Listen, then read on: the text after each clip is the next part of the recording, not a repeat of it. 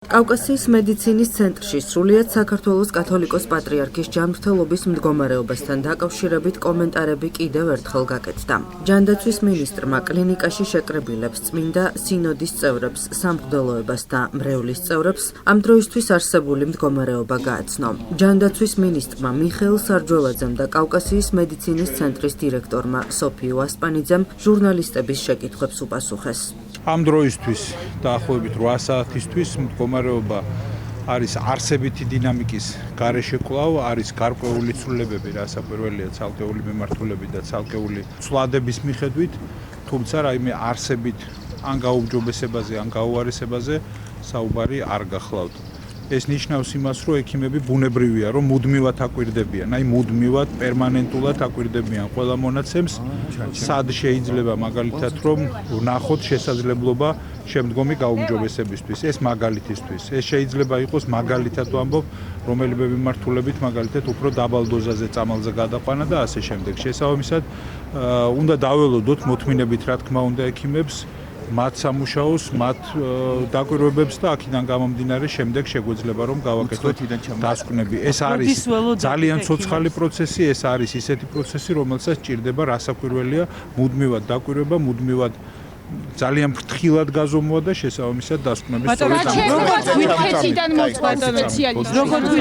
მედიკამენტები ჭირდებოდა გარკვეულწილად გულის მუშაობასა და წლების შენარჩუნებას ამაზე თქვით. მედიკამენტები ეს დასაწყისშივე ვთქვით, რომ ამჟამად სასიცოცხლოდ მნიშვნელოვანი ფუნქციები ორგანიზმის უკავია ამჟამად მედიკამენტებს.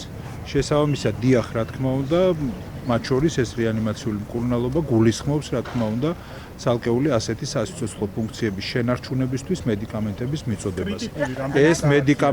ეს მედიკამენტები ეძლევა ზუსტად.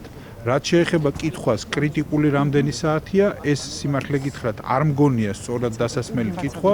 ყველა საათი და ყველა წუთი არის კრიტიკულად მნიშვნელოვანი და ეს არის ყველაზე მეტად მნიშვნელოვანიც და მთავარიც. აქედან გამომდინარე ვაკვირდებით, მე არ მგონია რომ დავასახელო რამდენიმე საათი, რომლის გასვლის შემდეგ აბსოლუტურად ურისკო გახდება, ასე ვთქვათ, პროცესი. როგორც ვიცით, სპეციალისტებზე თურქ რეანიმატოლოგზე წინადადებებს არ დამთავრებინეთ, გამიჭირდება ეს საუბარი. ვიტყვი ყველაფერზე გეტყვით, მოგახსენეთ.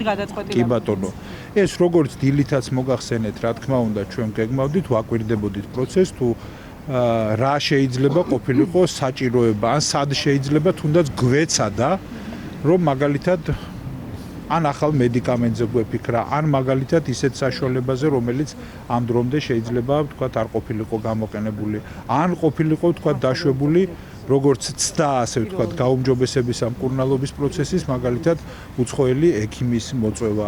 ჩვენ ამაზე დილიდან ვიმუშავეთ, დილიდანვე პრაქტიკულად მიღებულია გადაწყვეტილება, შეძენილი ბილეთებიც და სულ რამდენიმე საათში ექიმი, საკმაოდ კვალიფიციური, საკმაოდ დიდი ავტორიტეტის მქონე თურქი ექიმი, რეანიმატოლოგი, დიახ, იქნება აქ თბილისში, შესაბამისად კლინიკასთანაც მივაღწიეთ შეთანხმებას, რომ ის დაშვებული იქნება სამუშაოდ, ყველა სამართლებრივ პროცედურას გავივლით იმისთვის, რომ მივიღოთ კვალიფიციური რჩევები თურქი ექიმისგან.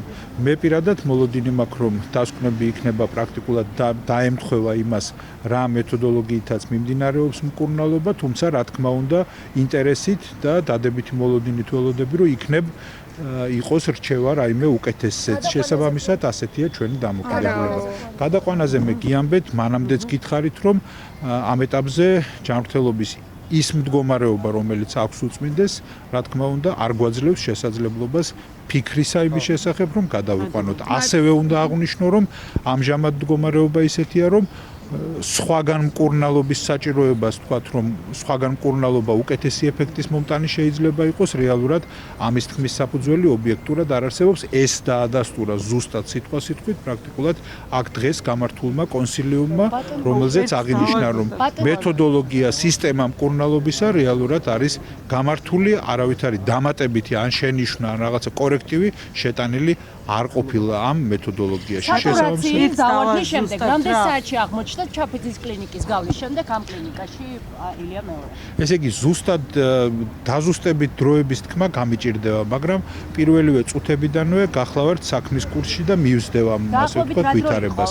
ეს დაახლოებით გუშინდელი დღე იყო, დაახლოებით შუა დღე, როდესაც გაჩნდა პრობლემა, შესაბამისად სატურაციის ვარდნა იყო, შესაბამისად იყო გარკვეული პარამეტრები, რომელიც მოითხოვდა გარკვეულ ჩარევას, შესაბამისად მიღებული იქნა მკურნალი ექიმების მიერ გადაწყვეტილება, რომ გადაყვანილი ყოფილიყო სატურაციასთან დაკავშირებული პრობლემების ირგვლივ ჩაფიძის კლინიკაში.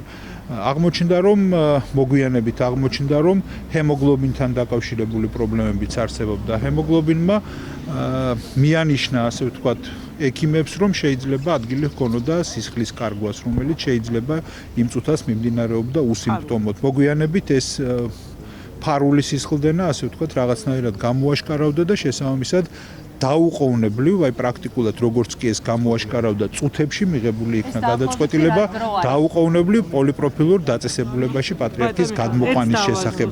აქაც დაუყოვნებლივ იქნა მიღებული, ეს იყო დაახლოებით დღევანდელი დღის 2 საათი, ღამის 2 საათი.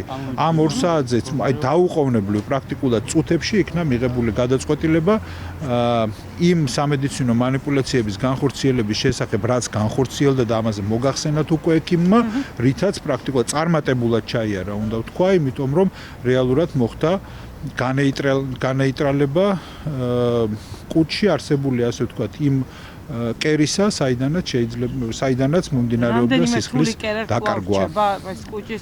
არა, სხვათა შორის ეს ამას დაკვირვებით გაეცნო უშუალოდ ის სპეციალისტები, გაეცნენ ის სპეციალისტები, ვინც მუშაობდნენ ღამით და რეალურად რაიმე სხვა აქტიური კერა, სადაც რომელიც შეიძლება ყოფილიყო წყარო პრობლემებისა, რეალურად შენიშვნული ვერ იქნა. ამის დასტურია ის, რომ აქედან მოყოლებული ჰემოგლობინთან დაკავშირებული პრობლემა არ განვითარებულა მოცემულ შემთხვევაში. ეს არის დასტური პრაქტიკულად იმისა, რომ სადმე რაიმე აქტიური კერა სისხლის დაკარგვისა რეალურად არ არსებობს. პაციენტის მდგომარეობა საყურადღებოა, რჩება კრიტიკული პარამეტრები, მაქსიმალურად ჰემოდინამიკის კორეგირება მიმდინარეობს. ეს ხდება მედიკამენტების ფონზე კვლავ თქვენ იცით, რომ ჩვენ ჩავატარეთ კონსილიუმი რეანიმატოლოგების მონაწილეობით, ერთობლივად შეჯერებული ტაქტიკით და ასევე შეთანხმებული მანამდე შეტარებული მკურნალობის ყველა პროცედურაზე თანხვედრით ჩვენ ვაგრძელებთ ერთობლივ მართვას, მათ შორის ისინიც არიან უკვე დისტანციურად ჩართულები ამ პროცესში. პაციენტი, პატრიარქი უზრუნველყოფილი აბსოლუტურად ყველა მედიკამენტით და იმ აპარატურული რესურსებით, რომელიც მის მართვას საჭიროებს.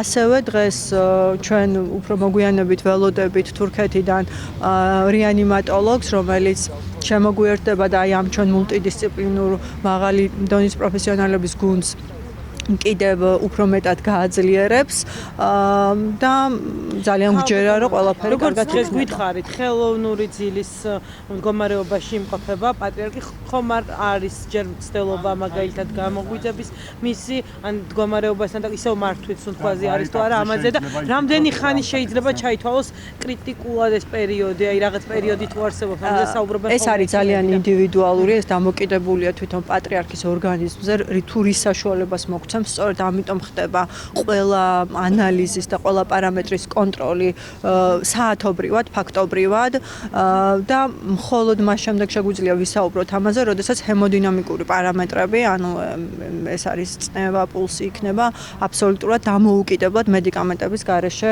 დაჭერილი ორგანიზმის მიერ. მოყვანის მომენტიდან ამ წუთამდე რომ შეაფასოთ მდგომარეობა, როგორია ცვალებადობა და რა მოლოდინები არსებობს უახლოეს პერიოდში. მდგომარეობა საკმაოდ ვარირებადია, იმიტომ რომ აბსოლუტურად მწვავე მდგომარეობა იყო, გადაუდებელი საჭიროება, სასიცოცხლო საჭიროება იყო პროცედურების ჩატარების, მათ შორის გასტროსკოპიის ჩატარების.